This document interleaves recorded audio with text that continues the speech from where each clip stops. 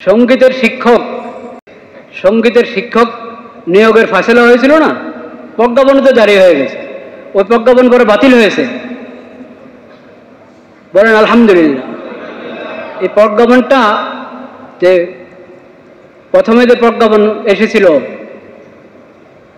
শিক্ষক নিয়োগের পক্ষে, ওটা ছিল বাতিল নাকি, ওটা ছিল গুনাহ। পরে যে ওটাকে ইয়ে করা হলো, এই প্রজ্ঞাপন বাতিল করে নতুন প্রজ্ঞাপন এসেছে, নিয়োগ দেওয়া হবে না। সেটা হলো ন্যাক কাজ। সেটা কি? এই ন্যাক কাজের উপরে খুশি হওয়া দরকার কিনা? কিন্তু ইচ্ছা অনিচ্ছায় কি কারণে ওটার উপরে খুশি থাকতে পারলেন না? ব্যাখ্যা তার কারণে হয়েছে এই কারণে। তা আমরা ব্যাখ্যার দিকে না তাকাই, একটা ন্যাক কাজ হয়েছে, ওটার জন্য ধন্যবাদ, ওটার জন্য মোবারকবাদ। ইমানের পরিচয় এটা। খারাপ কাজ হলে খারাপ লাগতে হবে, আরে কিভাবে এই গুনার কাজ হয়ে গেল, এই খারাপ কাজ হয়ে গেল, হারাম কাজ হয়ে গেল। নেক কাজের তৌফিক হয়েছে, নেক কাজের তৌফিক হয়ে গেছে, আল্লাহ শুকর আদায় করো, আলহামদুলিল্লাহ। খুশি লাগবে, মনে খুশি অনুভব হবে নেক কাজের তৌফিকের কারণে। এটা হলো ইমানের পরিচয়। আল্লাহ তাআলা ইমানের এই আলামত আমাদের মধ্যে দান করেন। ওয়াল্লাযীনা সাবারু ইবতিগাআ ওয়াজহি রাব্বিহিম ওয়া আকামুস সালাহ ওয়া আনফাকু মিম্মা রাযাকনাহুম। বুদ্ধিমান হলো তারা যারা নিজের রবকে খুশি করার জন্য সবর করে। আল্লাহকে খুশি করার জন্য যারা সবর করে তারা বুদ্ধিমান। আল্লাহকে খুশি করার জন্য যারা সালাত কায়েম করে, ও আকামুস সালাহ, যারা সালাত কায়েম করে তারা বুদ্ধিমান। ও আনফাকু মিম্মা রাযাকনাহুম সিররান ওয়া আলানিয়া, আল্লাহ যার রিজিক দান করেছেন, অর্থ সম্পদ দান করেছেন, সেখান থেকে কিছু আল্লাহর রাস্তায় খরচ করে, আল্লাহকে সন্তুষ্ট করার জন্য খরচ করে। এরা বুদ্ধিমান। সিররান ওয়া আলানিয়া, গোপনে প্রকাশ্যে যখন যেভাবে মুনাসিব, যখন যেমনটা উচিত ওইভাবে খরচ করে আল্লাহর রাস্তায়। ওয়ায়াদরাউনা বিল হাসানাতি সাইয়্যিআ, মন্দের উত্তর তারা মন্দ দিয়ে দেয় না, মন্দের উত্তর দেয় সুন্দর আচরণের মাধ্যমে, ভালো আচরণের মাধ্যমে। এরা বুদ্ধিমান। অনেকগুলো গুণাবলী এই আয়াতে, তিনটা কথা। আল্লাহকে রাজি করার জন্য যারা সবর করে, ধৈর্য ধারণ করে, 1, 2 যারা সালাত কায়েম করে, 3 যারা আল্লাহর রাস্তায় খরচ করে, 4 যারা মন্দের প্রতি উত্তর মন্দের মাধ্যমে নয়, মন্দের উত্তরে কি করে, তারা সুন্দর আচরণ করে, ভালো আচরণ করে। উলাইকা লাহুম উকবাদ-দার, বুদ্ধিমান ব্যক্তি যাদের এই গুণাবলী, তাদের জন্য হলো আখিরাতের সুন্দর ফলাফল।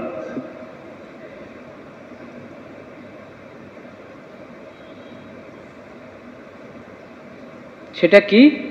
জান্নাতু আদনিন ইয়াদখুলুনাহা ওয়া মান সালাহা মিন আবাইহিম ওয়া আজওয়াজিহিম ওয়া যুররিয়াতিহিম। আল্লাহ তাআলা আখিরাতে এই লোকদেরকে, এই বুদ্ধিমানদেরকে জান্নাত দান করবেন। এই জান্নাতে তারা প্রবেশ করবে, তাদের নেককার মা বাবা, নেককার দাদা দাদি, নানা নানি, পূর্বপুরুষ যারা নেককার ছিল তারা প্রবেশ করবে জান্নাতে। তাদের স্ত্রীগণ, নেককার স্ত্রীগণ জান্নাতে প্রবেশ করবে।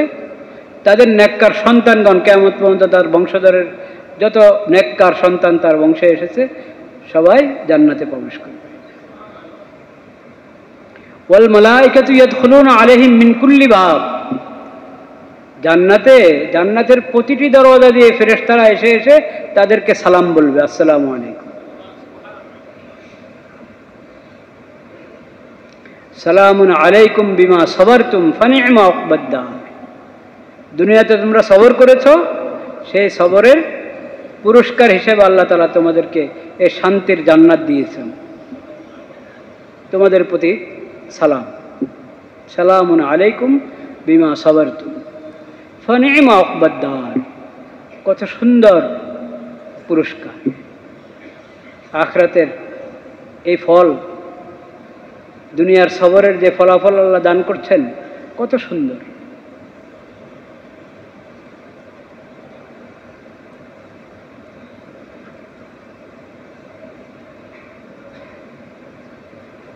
প্রথম গুণ এ আয়াতে কি বলা হয়েছে? সবর। সবর কাকে বলে? সবর কাকে বলে? সবরের মধ্যে প্রথম কথা হলো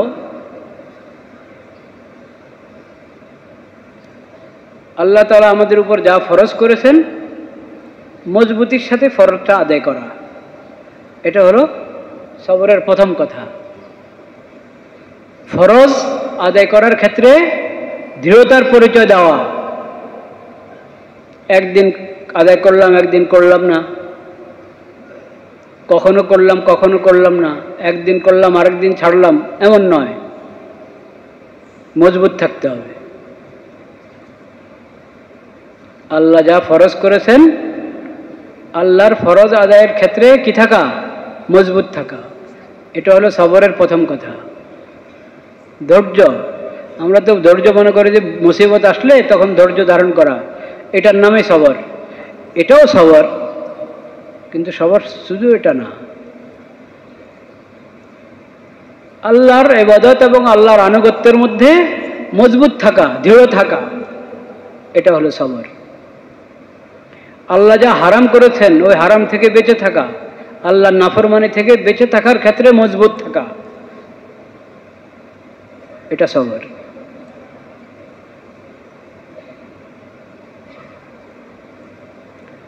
আর ইবাদতটা সুন্দরভাবে করা, নিয়মিত করা এবং সুন্দরভাবে করা, এটা সবর। নামাজ শুরু করলাম, কত দ্রুত শেষ করা যায় এই ফিকির, তাড়াহুড়া করে হুলস্থুল করে শেষ করে দিলাম, এটা সবর হলো না। ইবাদত সুন্দরভাবে আদায় করার জন্য নিজেকে ধরে রাখা, এটা সবর। বলা মুসিবত আসলে তখন হায় হুতাশ না করে ধৈর্য ধারণ করা, যে যা হয়েছে আল্লাহর হুকুমে কি হয়েছে, ইন্না লিল্লাহি ওয়া ইন্না ইলাইহি রাজিউন। আমরা তো সবাই আল্লাহর জন্য, আল্লাহর কাছেই ফিরে যাব আবার, বাস আল্লাহর ফয়সালার উপর আমি সন্তুষ্ট। এই মুসিবতের সময় আমার কি করণীয় এটা আমি জানব, জেনে সেটার উপর আমল করব। হালাতের কারণে, পরিস্থিতির কারণে হাত পা গুটিয়ে বসে যাব, হায় হুতাশ করতে থাকবো, হীনমন্যতার শিকার হব, এটা সবর পরিপন্থী। সবরের দাবি হলো আমি স্থির থাকার চেষ্টা করব। যত বড় মুসিবতে এসেছে কি স্থির থাকার চেষ্টা করব, আল্লাহর ফয়সালার উপরে সন্তুষ্ট থাকব। তাইলে কয়টা কথা হলো সবরের মধ্যে? কয়টা কথা হলো? মোট চারটা কথা, তাই না? চারটা। আল্লাহর ইবাদত, আল্লাহর যা আমার উপর ফরজ করেছেন এই ফরজ আদায়ের ক্ষেত্রে মজবুত থাকা। 2, ফরজগুলো নিয়মিত আদায় করা, সুন্দরভাবে আদায় করা। 3, আল্লাহ যা হারাম করেছেন সে হারাম থেকে, গুনার কাছ থেকে, আল্লাহর নাফরমানি থেকে বেঁচে থাকা। 4, বলা মুসিবতের সময় ধৈর্য ধারণ করা। এটার নাম কি? এই চারটা বিষয়ের নাম হলো সবর। সবর ছাড়া একজন বান্দা আল্লাহর সন্তুষ্টি অর্জন করতে কি পারে না। সবর ছাড়া দিনদার হওয়া সম্ভব না, নেককার হওয়া কিনা সম্ভব না।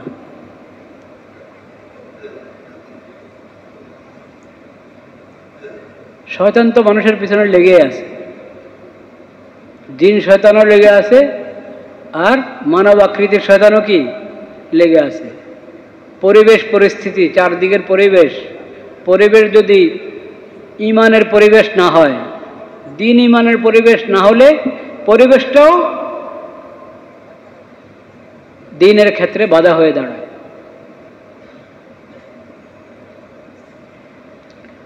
তো মানুষ যাতে আল্লাহর আনুগত্য, আল্লাহর ইবাদতের লাইনে অগ্রসর না হতে পারে, সেটার জন্য অনেক ধরনের বাধা। তো যে কোনো বাধার কারণে যদি আমি কাত হয়ে যাই, দুর্বল হয়ে যায়, নরম হয়ে যায়, তাহলে ইবাদত করা সম্ভব হবে? আমল করা সম্ভব হবে? হবে। গুনার দিকে টেনে নেওয়ার জন্য তো কত কিছুই আছে, শয়তানের ধোঁকা, নফসের ধোঁকা, চারদিকের পরিবেশের আকর্ষণ।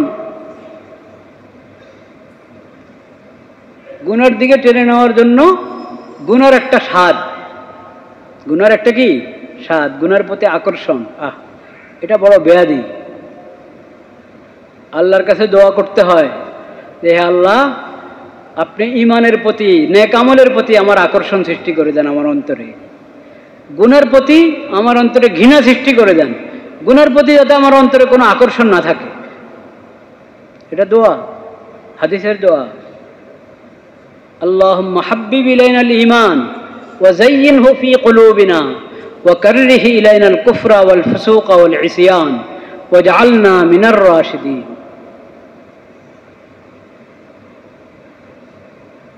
হে আল্লাহ, আমাদের অন্তরে ঈমানের মহব্বত দান করেন,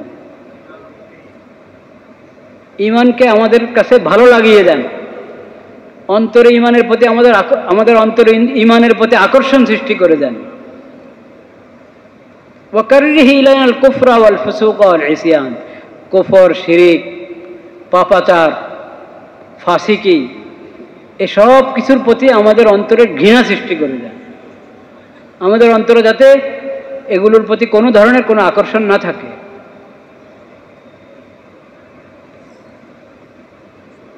তো এখন আমি গুনাহ থেকে বাঁচতে হলে মজবুত থাকতে হবে। শয়তানে ওয়াসওয়াসা দেওয়া শুরু করলে যদি আমি কাত হয়ে যাই, তাহলে কখনো গুনাহ থেকে কি বাঁচতে পারবো না। এগুলোর নাম হলো সবর। নেক কাজ করতে কষ্ট হচ্ছে, এই কষ্ট সয়ে নিতে হবে।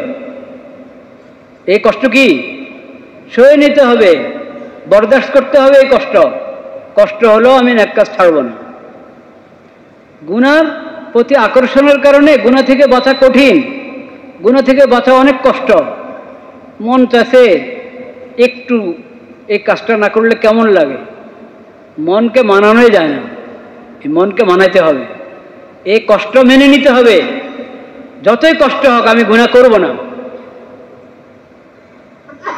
এই যে কষ্ট, অনেক কাজ করার কষ্ট, আসলে কিন্তু কষ্ট না, এগুলো আমার ইমানি দুর্বলতার কারণে আমার কাছে নেক কাজ কষ্ট মনে হয়।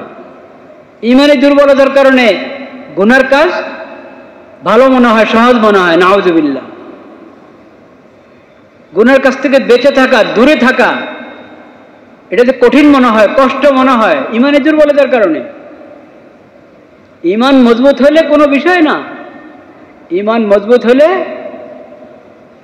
গুনাহ থেকে বেঁচে থাকা একেবারেই সহজ, নেক আমল করা একেবারেই সহজ। তো আল্লাহ রাব্বুল আলামিন বলছেন, বান্দা তুমি নেককার হতে হলে কষ্ট করতে হবে, কষ্ট করো। সালামুন আলাইকুম বিমা সাবারতুম। দুনিয়াতে যদি এই কষ্টটা মেনে নাও, নেক কাজের উপরে মজবুত থাকার কষ্ট আর গুনাহ থেকে বেঁচে থাকার কষ্ট, এই কষ্ট যদি মেনে নাও দুনিয়াতে, তাহলে আখিরাতে শান্তি আর শান্তি। সালামুন আলাইকুম বিমা সাবারতুম ফানি'মা উকবাদ-দার। দ্বিতীয় গুণটা বলা হয়েছে কি, আকামুস সালাহ, সালাত কায়েম করে। বুদ্ধিমান মানুষ কি করে? সালাত কায়েম করে। বুদ্ধিমান কাকে বলে? এটা কোরআন কোরআন থেকে শুনতে হবে।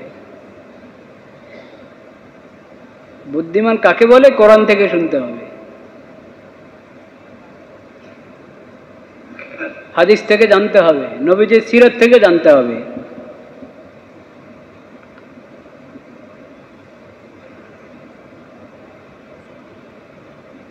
বুদ্ধিমান হতে হলে প্রথম কথাই তো ঈমান।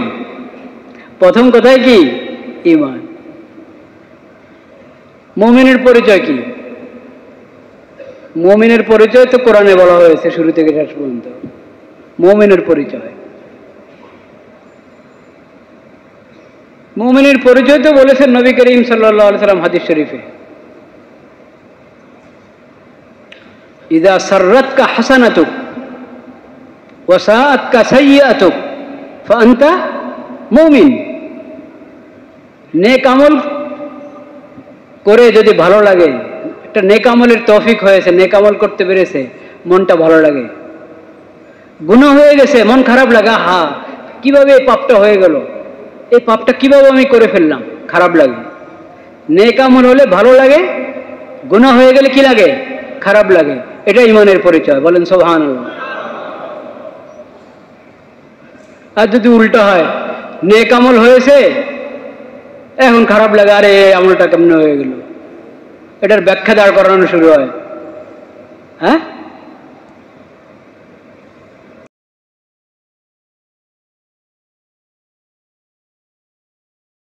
সঙ্গীতের শিক্ষক প্রাইমারি থেকে সঙ্গীতের শিক্ষক নিয়োগের ফায়সালা হয়েছিল না, প্রজ্ঞাপন তো জারি হয়ে গেছে। ওই প্রজ্ঞাপন করে বাতিল হয়েছে। বলেন আলহামদুলিল্লাহ। এই প্রজ্ঞাপনটা যে প্রথমে যে প্রজ্ঞাপন এসেছিল শিক্ষক নিয়োগের পক্ষে, ওটা ছিল বাতিল নাকি? ওটা ছিল গুনাহ। পরে যে ওটাকে ইয়ে করা হলো, এই প্রজ্ঞাপন বাতিল করে নতুন প্রজ্ঞাপন এসেছে, নিয়োগ দেওয়া হবে না। সেটা হলো ন্যাক কাজ। সেটা কি? এই ন্যাক কাজের উপরে খুশি হওয়া দরকার কিনা? কিন্তু ইচ্ছা অনিচ্ছায় কি কারণে ওটার উপরে খুশি থাকতে পারলেন না? ব্যাখ্যা দাঁড় করানো হয়েছে এই কারণে। তা আমরা ব্যাখ্যার দিকে না তাকাই, একটা ন্যাক কাজ হয়েছে, ওটার জন্য ধন্যবাদ, ওটার জন্য মোবারকবাদ। ঈমানের পরিচয় এটা। খারাপ কাজ হলে খারাপ লাগতে হবে, আরে কিভাবে এই গুনার কাজ হয়ে গেল, এই খারাপ কাজ হয়ে গেল, হারাম কাজ হয়ে গেল। নেক কাজের তৌফিক হয়েছে, নেক কাজের তৌফিক হয়ে গেছে, আল্লাহর শুকর আদায় করো, আলহামদুলিল্লাহ। খুশি লাগবে, মনে খুশি অনুভব হবে নেক কাজের তৌফিকের কারণে। এটা হলো ঈমানের পরিচয়। আল্লাহ তাআলা ঈমানের এই আলামত আমাদের মধ্যে দান করেন।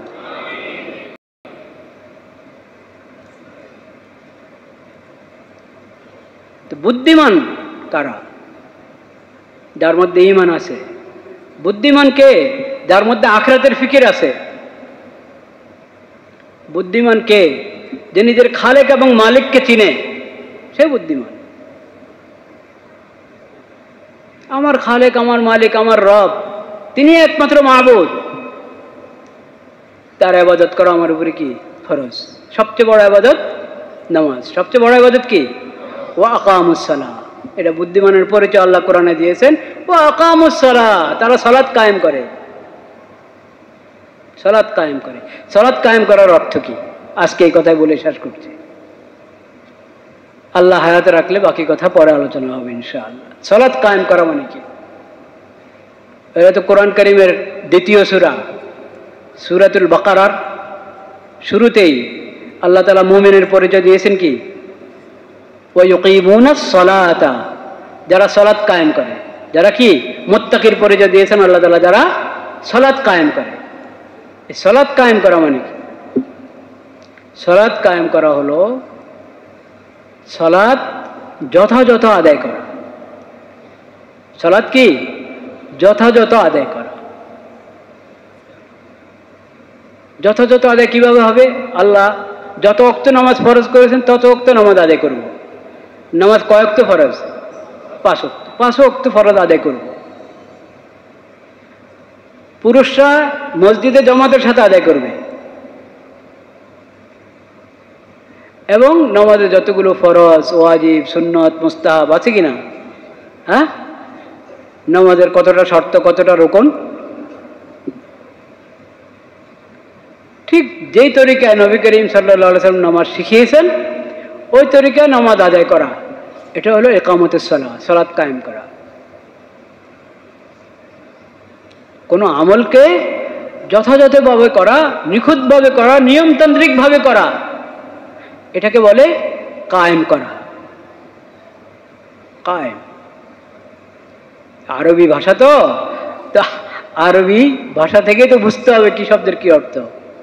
একামত, যে নামাজের একামত বলে না, মুয়াজ্জিন সাহেব আগ মুহূর্তে একামত বলেন কেন, মানে সালাত কায়েম করা হবে এখন, ওটা জানাচ্ছেন, জানান দিচ্ছেন।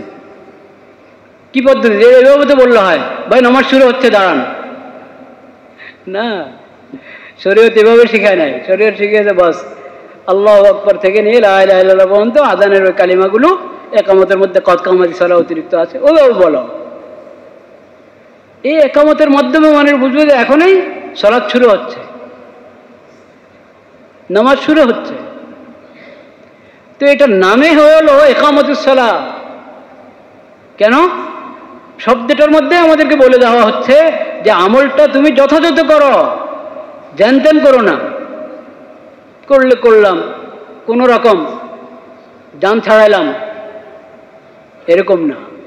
সুন্দরভাবে খুশু খুজুর সাথে সুন্নত মোতাবেক নবী করিম সাল্লাল্লাহু আলাইহি ওয়াসাল্লাম যেভাবে শিখিয়েছেন ওইভাবে নামাজ কি করো, আদায় করো। এগুলো শিখা দরকার না, জানা দরকার না, জানা দরকার। সালাতের মশালা আমাদেরকে জানতে হবে, সালাতের নিয়ম শিখতে হবে। নবী করিম সাল্লাল্লাহু আলাইহি ওয়াসাল্লাম সাহাবায়ে কেরামকে শিখিয়েছেন, সাহাবায়ে কেরাম তাবেঈদেরকে কি শিখিয়েছেন, কোথায় কি বলতে হবে, কোন আমল কিভাবে করতে হবে। তাকবীরে তাহরিমা, এখান থেকে নামাজ শুরু। নামাজের প্রস্তুতিমূলক কিছু কাজ তো আগে আছে, মূল নামাজটা শুরু হয় তাকবীরে তাহরিমার মাধ্যমে। তাহরিমু হাত তাকবীর, নবী করিম সাল্লাল্লাহু আলাইহি ওয়াসাল্লাম বলেছেন নামাজের ইহরাম তাকবীর। নামাজের হজের যেরকম ইহরাম আছে, নামাজেরও কি আছে, ইহরাম। নামাজের ইহরাম হলো কি, তাকবীর। এই জন্য এটার নামে হলো তাকবীরে তাহরিমা। নামাজের বাইরের যাবতীয় কর্মকাণ্ড এখন নিষেধ, সব হারাম হয়ে যাচ্ছে। তাকবীরে তাহরিমা, আল্লাহু আকবার। এটার উচ্চারণ কিভাবে হবে, আল্লাহু আকবার, উচ্চারণটা শুদ্ধ হতে হবে। হাত উঠাবো, হাত বাঁধবো, তারপরে সানা, একবারে সালাম পর্যন্ত নামাজের কাজ। তাহরিমু হাত তাকবীর ওয়া তাহলিলু হাত তাসলিম। আসসালামু আলাইকুম বলে দুদিকে সালাম ফিরানোর পর এখন নামাজের ইহরাম শেষ হলো, নামাজ সমাপ্ত হলো। তাকবীরে তাহরিমের আগের কাজগুলো কি কি, ওগুলো নবী করিম সাল্লাল্লাহু আলাইহি ওয়াসাল্লাম শিখিয়ে দিয়েছেন। সালামের পরের কি কি কাজ তাও শিখিয়েছেন নবী করিম সাল্লাল্লাহু আলাইহি ওয়াসাল্লাম। সালামের পরে ইস্তেগফার করো, যেমন নামাজের দরকার ছিল, আল্লাহর ইবাদত যত সুন্দর করে করার দরকার ছিল অত সুন্দর করে তো আমি করতে পারি নাই, ভুল হয়ে গেছে, ত্রুটি হয়ে গেছে, আল্লাহর কাছে ক্ষমা চাও। আস্তাগফিরুল্লাহ, আস্তাগফিরুল্লাহ, আস্তাগফিরুল্লাহ। দোয়া করো আল্লাহর কাছে, আল্লাহুম্মা আনতাস সালাম ওয়া মিনকাস সালাম তাবারাকতা ইয়া যাল জালালি ওয়াল ইকরাম। শান্তি চাও আল্লাহর কাছে। শান্তি তো দিতে পারেন একমাত্র কে, আল্লাহ। দুনিয়ার শান্তি, আখিরাতের শান্তি, সুন্দর জীবন, শান্তির জীবন আল্লাহর কাছে কামনা করো। এই নামাজ সালাম ফিরানোর পর, ফরজ নামাজ যখন সালাম ফিরায় তখন দোয়া কবুলের বিশেষ সময়। পুরো নামাজের ভিতরে তো আছেই, কিন্তু নামাজের সালাম ফিরানোর পর এটাও দোয়া কবুলের সময়। এই সময় এই শান্তির দোয়া চাও আল্লাহর কাছে, আল্লাহুম্মা আনতাস সালাম ওয়া মিনকাস সালাম তাবারাকতা ইয়া যাল জালালি ওয়াল ইকরাম। এরপরে দোয়া এই সময় কবুল হয়, যা দোয়া চাও করো। নিজের মতো নিজে দোয়া করো। আনুষ্ঠানিক দোয়া, প্রাতিষ্ঠানিক দোয়া, যে ইমাম সাহেবের সাথে, খতিব সাহেবের সাথে আমি হাত উঠাবো, ওনার সঙ্গে হাত নামাবো, উনি জোরে কিছু বলবেন, আমি আমিন বলবো, এটার নামেই দোয়া। এটা হলো দোয়ার একটা পদ্ধতি। দোয়ার অনেক পদ্ধতির মধ্যে এটা কি একটা পদ্ধতি। দোয়া আপনি যে কোনো সময় করতে পারেন। ফরজ নামাজের পরে দোয়া কবুলের সময় আপনার যা আল্লাহর কাছে চাওয়ার আছে আপনি নিজে নিজে চাইতে থাকেন, হাত উঠান, হাত উঠিয়ে নিজে নিজে দোয়া করতে থাকেন। ইমাম সাহেব দোয়া আজকে করলেন না বা করেছেন কিন্তু হাত উঠানো ছাড়া করেছেন, উনি সংক্ষিপ্ত করেছেন না লম্বা করেছেন, ওগুলো আপনার দেখার দরকার নেই। আপনি আপনার দোয়া করেন। এবং নামাজের, ফরজ নামাজের পরে সাথে দোয়ার বিষয় না, কিছু আজকার, জিকিরের কালিমা নবী করিম সাল্লাল্লাহু আলাইহি ওয়াসাল্লাম শিখিয়েছেন, ওগুলো পড়ার মতো, কিন্তু আমরা খেয়াল করি না। লা ইলাহা ইল্লাল্লাহু ওয়াহদাহু লা শারীকা লাহু লাহুল মুলকু ওয়া লাহুল হামদু ওয়া হুয়া আলা কুল্লি শাইইন কাদির। আল্লাহুম্মা লা মানিআ লিমা আ'তাইতা ওয়া লা মু'তিয়া লিমা মানা'তা ওয়া লা ইয়ানফা'ু যাল জাদ্দি মিনকাল জাদ। এটা একটা দোয়া, জিকির। শুরুর অংশ জিকির, শেষের অংশ দোয়া। এটা পড়েন। নবী করিম সাল্লাল্লাহু আলাইহি ওয়াসাল্লাম পড়তেন, পড়তে বলেছেন, নিজে পড়তেন এবং পড়ার জন্য তালকিন করেছেন, উৎসাহ প্রদান করেছেন। কাছাকাছি আরেকটা দোয়া, লা ইলাহা ইল্লাল্লাহু ওয়াহদাহু লা শারীকা লাহু লাহুল মুলকু ওয়া লাহুল হামদু ওয়া হুয়া আলা কুল্লি শাইইন কাদির। লা হাওলা ওয়া লা কুওয়াতা ইল্লা বিল্লাহ। লা ইলাহা ইল্লাল্লাহ ওয়া লা না'বুদু ইল্লা ইয়্যাহ। লাহুন নি'মাতু ওয়া লাহুল ফাজলু ওয়া লাহুস সানাউল হাসান। লা ইলাহা ইল্লাল্লাহু মুখলিসিনা লাহুদ্দিন ওয়ালাউ কারিহাল কাফিরুন। একটু লম্বা দোয়া, কিন্তু শেখার চেষ্টা করলে কি শেখা সম্ভব হবে না? সম্ভব হবে। এটা পড়ি, আয়াতুল কুরসি পড়ি, তিন কুল পড়ি, কত দোয়া।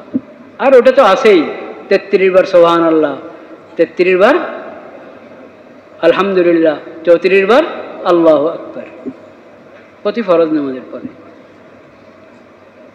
যে এই ফরজ নামাজের পরে সুন্নত আছে, সুন্নতে মুআক্কাদা আছে, সুন্নতে মুআক্কাদা পড়ে এই সমস্ত আমল করতে পারি। সুন্নতে মুআক্কাদা বেশি দেরি না করাই ভালো।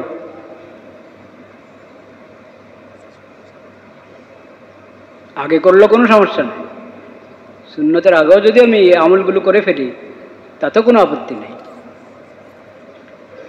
তো এই যে একটা আনুষ্ঠানিক পদ্ধতি হয়ে গেছে আমাদের, যে সালাম ফেরানোর পরে ছোট্ট একটা মোনাজাত ইমাম সাহেব দিবেন, ইমাম সাহেবের সঙ্গে আমিও ছোট্ট মোনাজাতটা দিয়ে বাস দাঁড়িয়ে যাই, সুন্নত পড়লাম বা বের হয়ে গেলাম। আর কেউ হয়তো মোনাজাতও শরীকানা চলে যায়, মোনাজাত তো আর ফরজ না। সালাম ফেরানোর পরে আপনি যদি উঠে চলে যেতে চান যেতে পারেন, কিন্তু সুন্নতে মুআক্কাদা ঘরে গিয়ে হলো পড়বেন। সুন্নতে মুআক্কাদা ঘরে গিয়ে হলো কি পড়বেন, বাদ দিবেন না। জুমার আগে 4 রাকাত সুন্নতে মুআক্কাদা, জুমার পরে কমপক্ষে 4 রাকাত, আরও 2 রাকাত পড়লে 6 রাকাত, না 4 রাকাত তো বটেই। এগুলা সুন্নতে মুআক্কাদা, ফরজ না, ওয়াজিব না, কিন্তু সুন্নত মানে মুস্তাহাব পর্যায়ের সুন্নত না, তাকিদপূর্ণ সুন্নত। এগুলার গুরুত্ব দেওয়া উচিত। এই জন্য তো এগুলোর নামে হলো আরবিতে এগুলোর নামে হলো সুন্নতে রাতেবা, সুন্নতে মুআক্কাদা বা সুন্নতে রাতেবা। রাতেবা বলা হয় জন্য যেটা নিয়মিত করার মতো।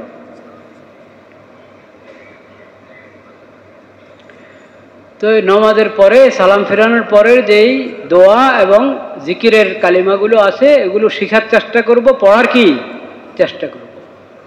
আর আমার অনুরোধ হলো আমরা ওটা বন্ধ করে দিই, যে দোয়ার মধ্যে মুকাব্বির হওয়া, হ্যাঁ, এটা ছেড়ে দিলাম। মানে দোয়া শুরু হলো তখন আলহামদুলিল্লাহ রাব্বিল আলামিন জোরে বলেন, এবং শেষে কি আমিন বা আলহামদুলিল্লাহ রাব্বিল আলামিন। হ্যাঁ, দোয়ার মধ্যে মুকাব্বির হওয়ার দরকার নেই। নামাজের মধ্যে যদি অনেক বড় জামাত, মাইক থাকলেও প্রয়োজন হয় একটু জোর করে আরেকজনে বললে সবাই ঠিকমতো শুনে, সেজন্য নামাজের মধ্যে মুকাব্বির ওটা ঠিক আছে। দোয়ার মধ্যে মুকাব্বির হওয়ার কোনো প্রয়োজন নাই, কারণ দোয়া তো জমাতের আমল না, এটা জমাতের আমল না, এটা যার যার আমল। একসাথে হলে নিষেধ নাই, কিন্তু একসাথে হওয়ার কোনো এরকম বিধানও দেওয়া হয় না যে সবাই একসাথে শুরু করো একসাথে শেষ করো। একসঙ্গ হতে পারে, আলাদাও হতে পারে, শুরু একসাথে হলো, শেষ এক একজনের এক এক সময় হলো। আমার দোয়া পুরো হয় না, আমি করতে থাকি। ওইদিকে যদিও আমিন বলে ইমাম সাহেব দোয়া শেষ করে দিয়েছেন, আমার আল্লাহর কাছে আরও চাওয়ার আছে, আমি চাইতে থাকি। ওনার আমিনের সঙ্গে আমিও শেষ করে দিতে হবে দোয়া, এটা জরুরি না। সঙ্গে শুরু করা, একসঙ্গে শুরু করাও জরুরি না, একসঙ্গে শেষ করাও কিনা জরুরি না। আর আমি দোয়া করছি, উনি যদি একটু আওয়াজ করে উচ্চস্বরে দোয়া করতেন, সেই দোয়াতে আমি আমিনও বলতে পারি, আর না হয় আমি নিজের দোয়া নিজে করতে কি পারি। আমিন বলতে একটু খেয়াল করে বলতে হয়, কোথায় আমিন বলবে কোথায় কি বলবে। দোয়ার অর্থ যদি জানা না থাকে তো জাগা মতো হয় না আমিন। যেন দোয়ার অর্থটাও কি জানা দরকার, শিখা দরকার, তাইলে আমিন আপনি জাগা মতো বলবেন। রব্বানা যালামনা আনফুসানা ওয়া ইল্লাম তাগফির লানা ওয়া তারহামনা লানাকুনান্না মিনাল খাসিরিন। এটা দোয়া। এখানে আমিন বললে একটা ব্যাখ্যা হয়, হতে পারে, কিন্তু সুন্দর হলো রব্বানা যালামনার পরে হলো আমি বলবো ঠিক, আল্লাহ ঠিক, অবশ্যই হাক্কান, মানে আসলে এরকম জুলুম আমি আমার উপর করেছি, আপনি যদি ক্ষমা না করেন আমার কোনো উপায় নেই, আমি ক্ষতিগ্রস্তদের অন্তর্ভুক্ত হয়ে যাব। কথা ঠিকই, আল্লাহ আপনি মেহরবানি করে মাফ করেন। আমিন বলতে পারেন এই হিসাবে যে এটার অর্থ তো এটাই যে আল্লাহ আপনি ক্ষমা করেন, সেটার উপর আমি আমিন বললাম।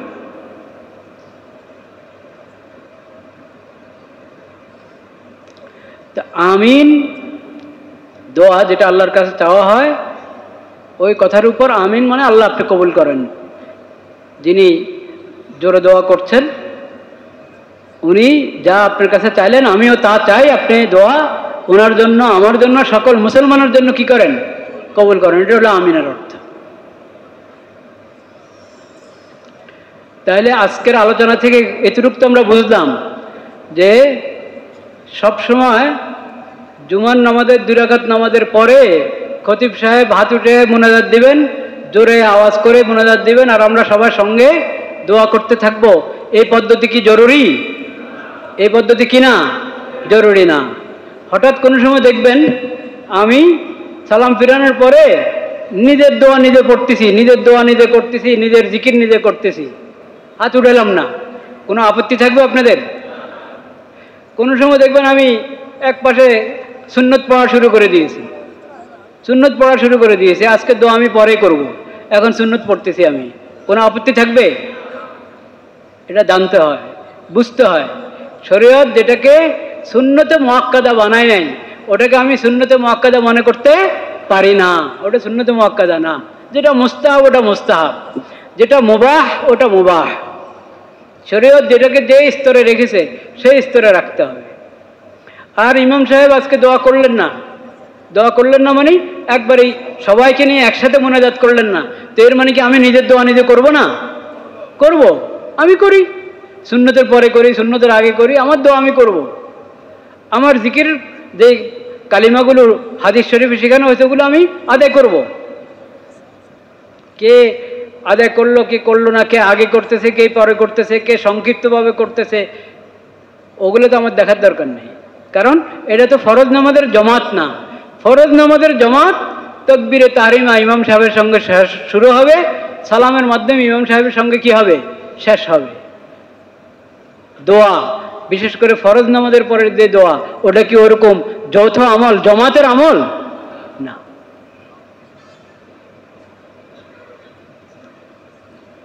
ওটা কখনো আমরা, কখনো কেন, অনেক সময় তো আমরা একসাথে করছি, এতেও আপত্তি নেই। আর আলাদা আলাদা নিজেরটা নিজে করলাম, তাতেও কি আপত্তি নেই। বরং হাদিস শরীফ থেকে এটাই বুঝে আসে, নবী করিম সাল্লাল্লাহু আলাইহি সাল্লাম ফরজ নামাজের পরের দোয়া যৌথভাবে সবাইকে মুসল্লিদেরকে নিয়ে নিয়মিত সবসময় করেছেন, এরকম বিষয়টা ছিল না, এরকম ছিল না।